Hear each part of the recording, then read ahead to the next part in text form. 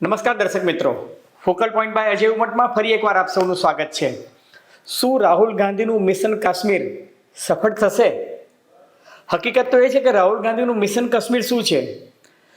જમ્મુ અને કાશ્મીરમાં ગત તારીખ 5 ઓગસ્ટ 2019 એટલે કે બરાબર 5 વર્ષ પહેલાં બંધારણની કલમ જે છે આર્ટિકલ 370 જે છે એ ભારતીય જનતા પાર્ટીની સરકારે નાબૂદ કરી હતી અને એ સાથે જ જમ્મુ કાશ્મીર જે છે એને જમ્મુ કાશ્મીર લેહ લડાખ જે છે એને રાજ્યની જગ્યાએ કેન્દ્રીય ટેરિટરી એટલે કે યુનિયન ટેરિટરી કેન્દ્ર શાસિત પ્રદેશ તરીકે કરવામાં આવ્યો છે અને ત્યારબાદ પહેલી વખત ત્યાં ચૂંટણી થઈ રહી છે. તો આ ચૂંટણીના પરિણામ કેવા આવશે અને એ પરિણામને કારણે દેશમાં પરિમાણ જે છે એ કેવા બદલાશે? શું રાહુલ ગાંધી નેશનલ કોન્ફરન્સ એટલે ફારૂક અબ્દુલ્લા અને ઉમર અબ્દુલ્લા સાથેની જે મિટિંગ થઈ એને કારણે કોંગ્રેસ અને નેશનલ કોન્ફરન્સ વચ્ચેની સમજૂતી જે છે સત્તાની ભાગ બટાઈ છે એમાં કોઈ ખરેખર જેને કહી શકાય સફળતા પામશે કે કેમ? મહેબૂબા મુફ્તી કે જે પીડીપી પાર્ટીના કરતા હરતા સમાહર્તા છે એ ભારતીય જનતા પાર્ટી સાથે ફરી એકવાર સમજૂતી કરશે કે પછી એકલો જાનેરીનો માર્ગ અપનાવશે? અને ભારતીય જનતા પાર્ટીની વ્યૂહરચના જમ્મુ અને કાશ્મીર મોરચે શું હશે? આ તમામ મુદ્દાની ચર્ચા આજે આપણે કરીશું ફોકલ પોઈન્ટ બાય અજય ઉમટમાં. પરંતુ એ પહેલાં મારી આપ સૌને વિનંતી છે કે જો તમને ફોકલ પોઈન્ટ બાય અજય ઉમટનો આ એપિસોડ ગમે તો મહેરબાની કરીને આપ એને લાઇક કરજો, શેર કરજો અને સબસ્ક્રાઈબ કરજો. અને હા, આપ શું માનો છો જમ્મુ કાશ્મીરની ચૂંટણીમાં શું થશે? આપની ટીકા ટિપ્પણી અને કોમેન્ટ કરવાનું ભૂલતા નહીં. ધન્યવાદ.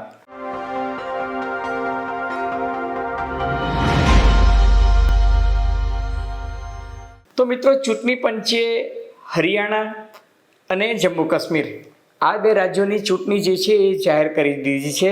મહારાષ્ટ્રની ચૂંટણી જાહેર કરી નથી. અલબત્ત ચૂંટણી પંચનું એવું કહેવું છે કે ભાઈ મહારાષ્ટ્રમાં વરસાદ ખૂબ પડ્યો છે અને ગણેશ ચતુર્થીના કારણે અત્યારે ત્યાં ચૂંટણી થઈ શકે તેમ નથી અને ત્યાં અમુક વિસ્તારોમાં મતદાર યાદી પણ પૂરી નથી. પરંતુ જમ્મુ કાશ્મીરની વાત કરીએ તો ત્યાં 3 તબક્કામાં 18 સપ્ટેમ્બર, 25 સપ્ટેમ્બર અને 1 ઓક્ટોબર આ 3 તબક્કામાં ચૂંટણી થવાની છે. પરંતુ જમ્મુ કાશ્મીરથી જે ફીડબેક આવી રહ્યું છે, તમે પોતે પણ છાપાઓમાં વાંચ્યું હશે કે ત્યાં કાયદો અને વ્યવસ્થાની પરિસ્થિતિ જે છે અત્યારે થોડીક ચિંતાજનક લાગી રહી છે. ત્યાં ઘૂસપેઠિયાઓ જે છે પાકિસ્તાનની સરહદેથી ઘણા બધા ઘૂસણખોરો આવી ગયા છે. આપણા કેટલાક જવાનો શહીદ થયા છે. 2 દિવસ પહેલાં સીઆરપીએફના એક બાહોશ ઇન્સ્પેક્ટર કે જે કમાન્ડરની પોઝિશન પર હતા એમની પણ હત્યા કરવામાં આવી છે. એટલે ટૂંકમાં પાક પ્રેરિત આતંકવાદીઓ અત્યારે જમ્મુ અને કાશ્મીરમાં આ ચૂંટણીને રક્તરંજિત તો નહીં બનાવે ને, એ એક દહેશત જે છે એ ભારત સરકારના મનમાં પણ છે, જમ્મુ અને કાશ્મીરના વહીવટદારોમાં પણ છે. ત્યાં લશ્કરની જે જમાવટ છે થોડીક વધારે કરવામાં આવી છે. પરંતુ છતાંય દેર આયે દુરસ્ત આયે જમ્મુ અને કાશ્મીરમાં એક લોકતાંત્રિક પ્રક્રિયા શરૂ થઈ રહી છે અને એના તહત જે ચૂંટણી થઈ રહી છે એ ચોક્કસ આવકારદાયક છે.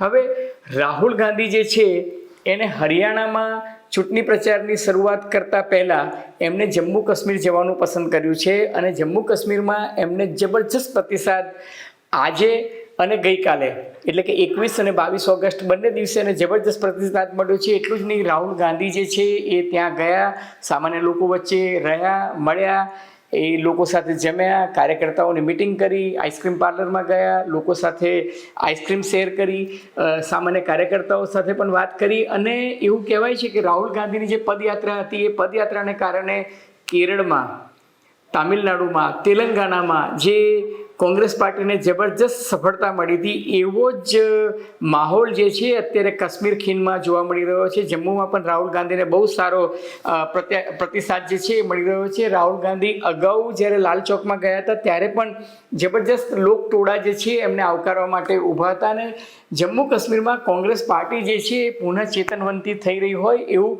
લાગી રહ્યું છે. હવે આ તમામ ઘટનાક્રમ વચ્ચે કોંગ્રેસને એક વાત હકીકત છે કે લોકસભાની ચૂંટણી 2024ની જ એમાં સફળતા મળી નહોતી. અલબત્ત ઉમેદવારો ઊભા રાખ્યા હતા પરંતુ કોંગ્રેસને લોકસભાની ચૂંટણી જીતવામાં સફળતા નહોતી મળી. પરંતુ નેશનલ કોન્ફરન્સ એટલે કે ઉમર અબ્દુલ્લા અને ફારૂક અબ્દુલ્લાની જે પાર્ટી છે, પિતા પુત્ર પરિવારવાદ પણ તમે કહી શકો, એને 2 બેઠકો કાશ્મીર ખીણમાંથી મળી હતી. જોકે ઉમર અબ્દુલ્લા જે છે એ ચૂંટણી હારી ગયા હતા. પરંતુ ફારૂક અબ્દુલ્લાએ થોડા દિવસ પહેલાં જ્યારે ચૂંટણીની જાહેરાત થઈ ત્યારે એમણે એવું કહ્યું હતું કે National Conference pre poll alliance નહીં કરે, ટૂંકમાં ચૂંટણી પહેલાં કોઈની સાથે સમજૂતી નહીં કરે, ચૂંટણી બાદ સમજૂતી કરવાનું વિચારશે. પરંતુ રાહુલ ગાંધીની શ્રીનગર અને જમ્મુ કાશ્મીરની જે મુલાકાત હતી એ પછી અને એ મુલાકાત દરમિયાન ઉમર અબ્દુલ્લા અને ફારૂક અબ્દુલ્લા સાથે એમની બેઠકો થઈ છે અને બેઠકો થયા બાદ રાહુલ ગાંધીએ સ્પષ્ટ સંકેત આપ્યો છે કે નેશનલ કોન્ફરન્સ સાથે કોંગ્રેસ પાર્ટી ચૂંટણી સમજૂતી કરવાની છે. ચૂંટણી સમજૂતી થશે પરંતુ કોંગ્રેસ પાર્ટીના કાર્યકર્તાઓની ઇજ્જત, એમનું માન સન્માન અને ગૌરવ જળવાય એ રીતના થશે.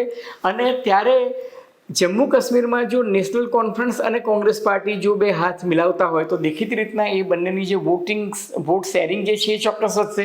પણ બીજી તરફ મહેબૂબા મુફ્તીની જે પીડીપી પાર્ટી છે, મહેબૂબા મુફ્તી પોતે ચૂંટણી નથી લડવાના પરંતુ એમની સુપુત્રી જે છે આ વખતે ચૂંટણી લડવાની છે. અને એવું કહે છે કે દક્ષિણ કાશ્મીર એટલે કે અનંતનાગ અને આસપાસના વિસ્તારોમાં એમનો પણ પ્રભાવ સારો છે.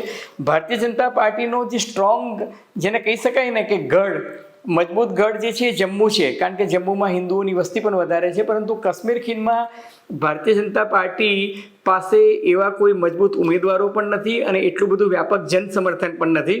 પરંતુ ભાજપને ફાયદો એ છે કે સરકાર દ્વારા ત્યાં 5 સભ્યો જે છે એ નિયુક્ત કરવામાં આવે છે અને આ 5 સભ્યો જે સરકાર નિયુક્ત કરશે એ સરકારી સભ્યોને મતદાનનો અધિકાર રહેશે. ટૂંકમાં ભારતીય જનતા પાર્ટી પોતે જ નોમિનેટેડ કરવાની છે. એમાં 2 મહિલા ધારાસભ્ય તરીકે નિયુક્તિ થશે, 2 જે છે એ રેફ્યુજી વ્યક્તિઓની નિમણૂક થશે અને 1 કાશ્મીરી પંડિત. ટૂંકમાં 90નું ગૃહ છે વત્તા 5 ધારાસભ્યો જે નોમિનેટ થશે એ સરકાર કરશે. એટલે આમ જોવા જઈએ તો ભારતીય જનતા પાર્ટી જે છે એ કોશિશ કરી રહી છે કે જમ્મુ વિસ્તારમાં પોતે પૂરી તાકાતથી મેક્સિમમ સીટ્સ લઈને આવે અને પ્લસ આ 5 એટલે કદાચ તડજોડનું રાજકારણ કરવામાં આવે તો એવું કહેવાય છે કે ભારતીય જનતા પાર્ટીએ કાશ્મીર ખીણમાં એમને ખબર છે કે એટલો બધો રિસ્પોન્સ નહીં મળે, ત્યાં બેઠકો જીતવાની સંભાવના ઓછી છે, એટલે કેટલાક અપક્ષ ઉમેદવારોને પણ એ મદદ કરી રહ્યા છે. ટૂંકમાં યેન કેન પ્રકારે ભાજપ જે છે એડી ચોટીનું જોર લગાડશે અને આ ચૂંટણી જીતવા માટે કોશિશ પણ કરશે. સામા પક્ષે કોંગ્રેસ અને નેશનલ કોંગ્રેસ જો પૂરી તાકાત લગાવે તો અત્યારના જે ચૂંટણી સર્વેક્ષણ છે એ જોતાં એવું લાગે છે કે 90ના ગૃહમાં 52 થી 54 બેઠકો આ ગઠબંધનને મળી શકે એમ છે. અને દિલ્હીમાં એટલે કે રાષ્ટ્રીય સ્તરે જે ઇન્ડિયા ગઠબંધન છે એમાં કોંગ્રેસ અને નેશનલ કોન્ફરન્સ બંને સાથે છે. હવે આ સંદર્ભમાં આજે રાહુલ ગાંધીએ શ્રીનગરની અને જમ્મુ કાશ્મીરની મુલાકાત લીધી ત્યારે એમને શું સંકેત આપ્યો? એમને પોતાના પ્રવચનમાં, કાર્યકર્તાઓ સાથેની વાતચીતમાં, પત્રકાર પરિષદમાં અને જે રિએક્શન્સ આપ્યા છે એમાં મુખ્ય વાત એ કરી છે એક કે જમ્મુ કાશ્મીરને એક રાજ્યનો દરજ્જો મળવો જોઈએ. હવે આ એક એવી દુખતી રગ છે કે જમ્મુ અને કાશ્મીરના લોકોને એવું લાગે છે કે જમ્મુ કાશ્મીર એક રાજ્ય હતું, એ રાજ્યનો દરજ્જો જે છે એમની પાસેથી ઝૂંટવી લેવામાં આવ્યો છે. રાહુલ ગાંધીએ પોતાની સ્પીચમાં કહ્યું કે ઉત્તર પ્રદેશમાંથી ભાગલા પાડી અને ઉત્તરાખંડ બનાવવામાં આવ્યું, બિહારમાંથી એક વિસ્તાર છૂટો પાડીને ઝારખંડ એક અલગ રાજ્ય બનાવવામાં આવ્યું, આંધ્રપ્રદેશને અલગ કરીને તેલંગાણા જે છે એ અલગ રાજ્ય કરવામાં આવ્યું, દિલ્હી કે જે યુનિયન ટેરિટરી અથવા તો કેન્દ્ર શાસિત પ્રદેશ હતો એને રાજ્યનો દરજ્જો આપવામાં આવ્યો. પરંતુ આ દેશના ઇતિહાસમાં પહેલી વખત એ થયું છે કે કોઈ એક રાજ્ય, જમ્મુ અને કાશ્મીર જેવું રાજ્ય છે એને તમે કેન્દ્ર શાસિત પ્રદેશ બનાવી દીધો છે. એટલે આ મુદ્દે એમને કેન્દ્રની સરકાર જે છે, ભાજપ સરકાર અથવા તો મોદી સરકાર છે એની રેવડી દાનેદાન કરવામાં કોઈ કસર ના રાખી. સાથોસાથ રાહુલ ગાંધીએ જમ્મુ કાશ્મીરમાં જે મોંઘવારી, બેરોજગારી, મનરેગાનો ઇસ્યુ છે, પંચાયતી રાજ્ય જે છે એ વેરવિખેર થઈ ગયું છે, આ બધા મુદ્દાની તો વાત કરી. પરંતુ બીજી વાત જે જમ્મુના લોકોને સ્પર્શે એવી હતી એ હતી કે જમ્મુમાં અને કાશ્મીરમાં તમે જુઓ તો બહારના કોન્ટ્રાક્ટરો આવી ગયા છે અને સ્થાનિક લોકો સાથે અન્યાય થઈ રહ્યો છે. હવે આ બહારના કોન્ટ્રાક્ટરો કોણ છે એ વાત રાહુલે અધ્યર રાખી, પરંતુ રાહુલનો સંકેત જે છે એ બહુ સ્પષ્ટ હતો. એને કહ્યું કે તમે મહારાષ્ટ્રના પણ લોકોને જઈને પૂછશો તો મહારાષ્ટ્રના લોકોની પણ ફરિયાદ છે કે બહારના લોકો, બહારના કોન્ટ્રાક્ટરો જે છે એ આવીને અહીંયા આગળ બધો માલ ખાઈ જાય છે અને સ્થાનિક લોકો જે છે એમની સાથે અન્યાય થાય છે. સાથોસાથ રાહુલ ગાંધીએ બંધારણ બચાવવાની વાત, લોકશાહી બચાવવાની વાત આ બધી તો કરી, પરંતુ મોદી સરકારને યુટર્ન સરકાર તરીકે ઓળખાવતા એમણે કહ્યું કે મોદી સરકારનો કોન્ફિડન્સ જે છે એ જનતાના અદ્ભુત પ્રચંડ પ્રતિસાદને કારણે કોન્ફિડન્સ જે છે ડાઉન થઈ ગયો છે. એમને 4 ઉદાહરણ પણ આપ્યા, જેમ કે વકફ બોર્ડનું વિધેયક જે સંસદમાં રજૂ કરવામાં આવ્યું હતું એ વિધેયક પાછું ખેંચવામાં આવ્યું અને જોઈન્ટ પાર્લામેન્ટરી કમિટી બનાવવામાં આવી. એ જ રીતના તમે જુઓ કે ભારત સરકારે બ્રોડકાસ્ટિંગ બિલ વિધેયક જે છે એ લિમિટેડ લોકોને સ્ટેક હોલ્ડર્સને વહેંચ્યું હતું, એ પણ એકાએક પાછું ખેંચી લીધું. બીજું તમને જો યાદ હોય તો બજેટમાંથી જે લોંગ ટર્મ કેપિટલ ગેઇન્સની જે વાત હતી, જે ઇન્ડેક્સેશનની વાત હતી, એ જ્યારે રાહુલ ગાંધીએ લોકસભામાં મજાકમાં કહ્યું કે ભલે સરકાર આ વિધેયક લઈને સરકાર આ બજેટમાં જોગવાઈ લઈને આવી હોય, પરંતુ એનાથી અમને ફાયદો છે કારણ કે હવે ભાજપની જે મધ્યમ વર્ગની જે વોટ બેંક છે એ હવે કોંગ્રેસ તરફ આવી જશે. અને તમે જોયું હશે કે ભાજપ સરકારે રાતોરાત એ વિધેયક પણ પાછું ખેંચી લીધું. અને છેલ્લે રાહુલ ગાંધીએ લેટરલ એન્ટ્રીથી જે આઈએએસ ઓફિસરોની ભરતી થાય છે, એટલે કે યુપીએસસીની બાદ બાકી, યુપીએસસી એટલે કે યુનિયન પબ્લિક સર્વિસ કમિશન જે છે એના રૂટને બાદ કરીને જે સ્પર્ધાત્મક પરીક્ષાથી યુવાનો આવે છે એની જગ્યાએ લેટરલ એન્ટ્રીથી એટલે કે બહારથી તજજ્ઞો કે વિષયના નિષ્ણાતોને લાવવાની વાત. અલબત્ત રાહુલ ગાંધીનો આક્ષેપ છે કે અદાણી જેવા ઉદ્યોગ ગૃહોના લાભાર્થે આ બધી ભરતીઓ થતી હતી ને એમાં અનામતનું અમલીકરણ નહોતું થતું, એટલે એને કહ્યું કે લેટરલ એન્ટ્રીનો અમે વિરોધ કરીશું. અને ચિરાગ પાસવાન કે જે ભારતીય જનતા પાર્ટીની ગઠબંધન સરકારના એક સહયોગી છે, એમને પણ એનો વિરોધ કર્યો અને પરિણામે એવું થયું કે સરકારે એ જોગવાઈ હતી, એ જે જાહેર ખબર હતી એ પણ રદ કરી. ટૂંકમાં રાહુલ ગાંધી એવું કહેવા માંગે છે કે જનતાનો જો જબરજસ્ત સફળ પ્રતિસાદ મળશે તો એ કેન્દ્રની મોદી સરકાર જે છે એને હંફાવવાનું કામ કરશે. અલબત્ત પરિણામ શું આવશે એ તો રામ જાણે, પરંતુ એક વાત ચોક્કસ છે કે રાહુલ ગાંધીએ જમ્મુ કાશ્મીરમાં, ખાસ કરીને શ્રીનગર અને જમ્મુમાં કાર્યકર્તાઓ સાથેના સંબોધનમાં પંચાયતી રાજ જે છે એને સુદૃઢ કરવાની વાત કરી, મનરેગામાં લોકોને રોજગારી અપાવવાની વાત કરી, વિધાનસભા જે છે એમાં પ્રજાના સાચા પ્રતિનિધિઓને મૂકવામાં આવશે, કોંગ્રેસના જે પાયાના કાર્યકર્તા છે, જે લોકો ઝંડો પકડી રાખ્યો છે એ લોકોને ટિકિટ આપવામાં આવશે અને સત્તાના વિકેન્દ્રીકરણની વાત કરી. હવે તમે જમ્મુ કાશ્મીરનો ઇતિહાસ જુઓ તો 1951થી જ્યારે પહેલી વખત ત્યાં વિધાનસભાની ચૂંટણી થઈ ત્યાંથી લઈને કે 2002 સુધી કોંગ્રેસ પાર્ટી અથવા તો નેશનલ કોન્ફરન્સ આ બંને વચ્ચેની સરકારો ચાલતી રહેતી હતી.